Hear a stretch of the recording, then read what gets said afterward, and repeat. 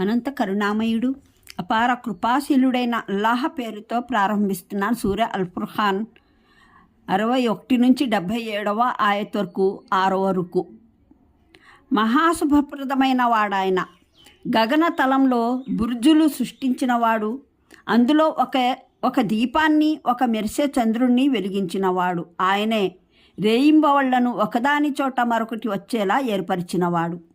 గుణపాఠం గ్రహించదలిచే లేదా కృతజ్ఞుడవ్వగోరే ప్రతి వ్యక్తికి కరుణామయుని నిజమైన దాసులు వీరే. నేలపైన నెమ్మది నడకతో నడుస్తారు. మూర్ఖులు ఎదురైనప్పుడు మాట్లాడవలసి వస్తే మీకో సలాం అని పలుకుతారు. తమ ప్రభు సన్నిధానంలో సజ్దా చేస్తూ నిల్చుని ఆరాధిస్తూ రాత్రుళ్ళు గడుపుతారు. ఇలా ప్రార్థనలు చేసేస్తారు. మా ప్రభు, నరకయాతన నుండి మమ్మల్ని రక్షించు. దాని యాతనైతే ప్రాణ విదారకరమైంది. అది అత్యంత హీనమైన నివాసం, బస చేసే స్థలం. ఖర్చు చేయవలసి వస్తే దుబారా ఖర్చు చేయరు, పిసినారితనము చూపరు. వారి ఖర్చు ఈ రెంటికి మధ్యస్థంగా నెలకొంటుంది. వారు అల్లాహను తప్ప మరే ఇతర ఆరాధ్యునికి మొరపెట్టుకోరు. అల్లాహ్ నిషేధించిన ఏ ప్రాణిని అధర్మంగా హతమార్చరు, వ్యభిచారానికి పాల్పడరు. దీనికి ఒడిగట్టిన వాడు తన పాపానికి ప్రతిఫలం పొంది తీరుతాడు. ప్రళయ దినాన అతనికి 2 శిక్ష పడుతుంది. అందులోనే అతను నిత్యం పరాభవపూర్వకంగా పడి ఉంటాడు. అయితే ఎవరైనా ఈ అపరాధాల తర్వాత తౌబా చేసి మరలి ఉన్నట్లయితే, విశ్వసించి సదాచారణ చేయడం మొదలుపెట్టి ఉన్నట్లయితే అది వేరే విషయం. ఇలాంటి వారి చెడులను అల్లాహ్ మేళ్లుగా మార్చివేస్తాడు. ఆయన అత్యంత క్షమాశీలుడు, కరుణామయుడు. ఎవరైతే తోబా చేసి సదా ఆచరణను అవలంబిస్తాడో అతనైతే అల్లాహ్ వైపునకు మరలవలసిన రీతిలో మరలి వచ్చినవాడు.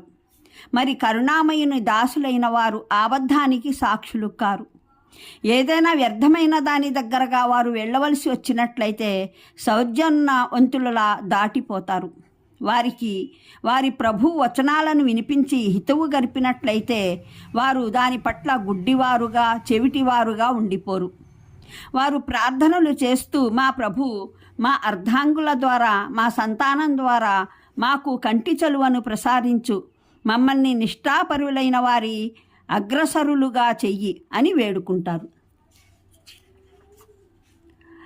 ఈ జనమే తమ సహన స్థైర్యాల ఫలం ఉన్నత అంతస్తు రూపంలో పొందుతున్నవారు.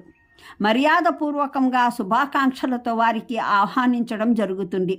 వారు చిరకాలం అక్కడే ఉంటారు. ఎంత ఉత్తమమైంది ఆ బస, ఆ నివాస స్థలం. మొహమ్మద్ జనులకు చెప్పివేయి,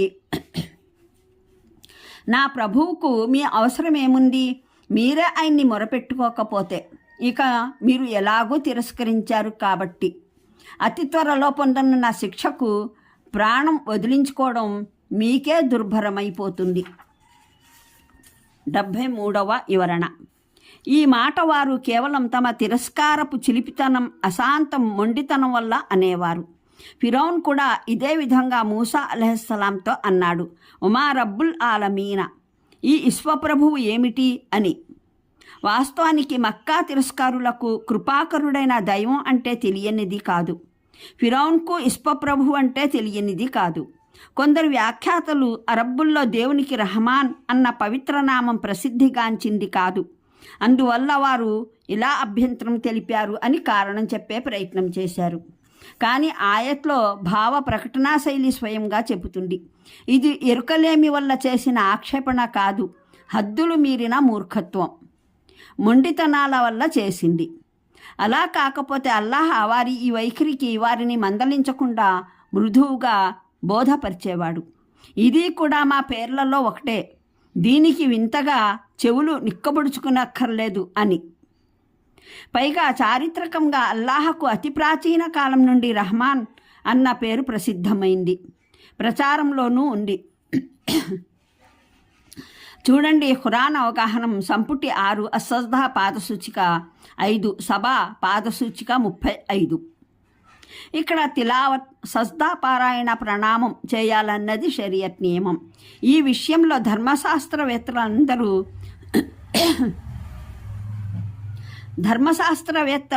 ఏకాభిప్రాయం కలిగి ఉన్నారు. ఖురాన్ పఠించే ప్రతి వ్యక్తి, వినే ప్రతి వ్యక్తి ఈ ఆయత్ చదివినప్పుడు లేదా విన్నప్పుడు సజ్దా చేయవలసిందే. ఈ ఆయత్ విన్నప్పుడు మనిషి ఈ దువా కూడా పఠించాలన్నది ప్రవక్త సాంప్రదాయం. సున్నత్. శత్రువుల విద్వేషం ఎంతగా పెరిగితే దైవం మా ఏకాగ్రత దీక్షను అంతే పెంచాలి. వివరాలకు చూడండి ఖురాన్ అవగాహన సంపుటి 4, అల్-హిజ్ర్ పాద సూచికలు 8, 12. అంటే సూర్యుడు నూహ్ సూరాలో విశదంగా తెలిపినట్టు సూర్యుణ్ణి దీపంగా చేశాడు. ఆయత్ 16వ ఆయత్. ఇవి 2 భిన్న స్థానాలు.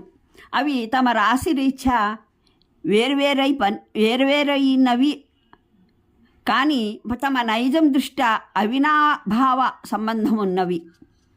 రేయింబవళ్ల భ్రమణ వ్యవస్థను పరిశీలించడం చేత కలిగే తొలి ఫలితం మనిషి దేవుని ఏకత్వపు పాఠం గ్రహించాలి.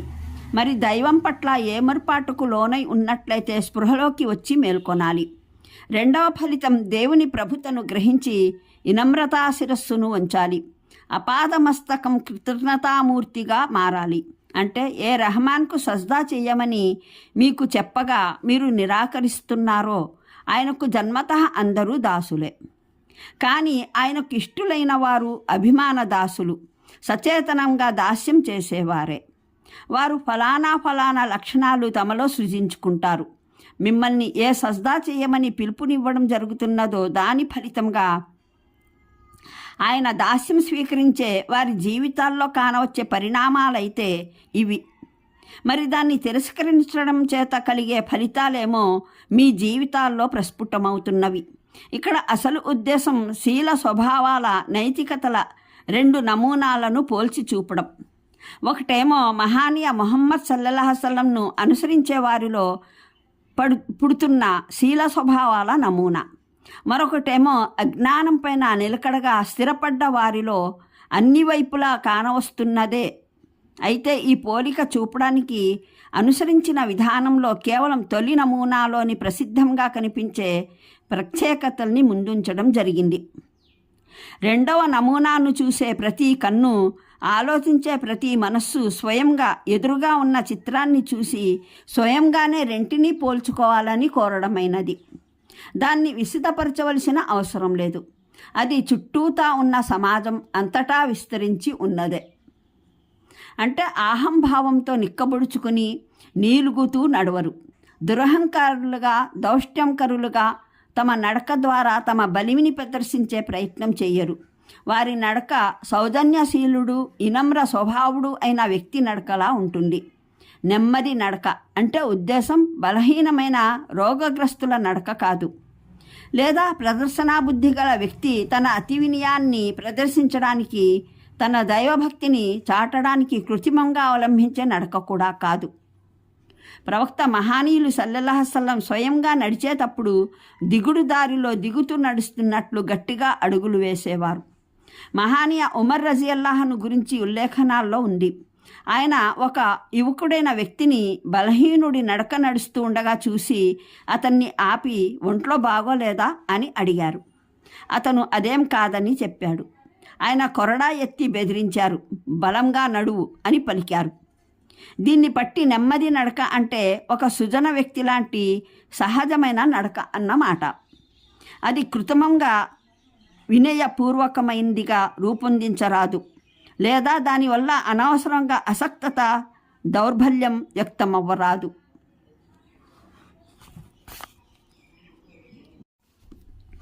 అనంత కరుణామయుడు, అపార కృపాశీలుడైన అల్లాహ్ పేరుతో ప్రారంభిస్తున్నాను. సూర అల్-ఫుర్ఖాన్ 61 నుంచి 77వ ఆయత్ వరకు 6వ రుకు. మహాశుభప్రదమైన వాడాయన, గగనతలంలో బుర్జులు సృష్టించినవాడు, అందులో ఒక దీపాన్ని, ఒక మెరిసే చంద్రుణ్ణి వెలిగించినవాడు. ఆయనే రేయింబవళ్లను ఒకదాని చోట మరొకటి వచ్చేలా ఏర్పరిచినవాడు. గుణపాఠం గ్రహించదలిచే లేదా కృతజ్ఞుడవ్వగోరే ప్రతి వ్యక్తికి కరుణామయుని నిజమైన దాసులు వీరే నేలపైన నెమ్మది నడకతో నడుస్తారు. మూర్ఖులు ఎదురైనప్పుడు మాట్లాడవలసి వస్తే మీకో సలాం అని పలుకు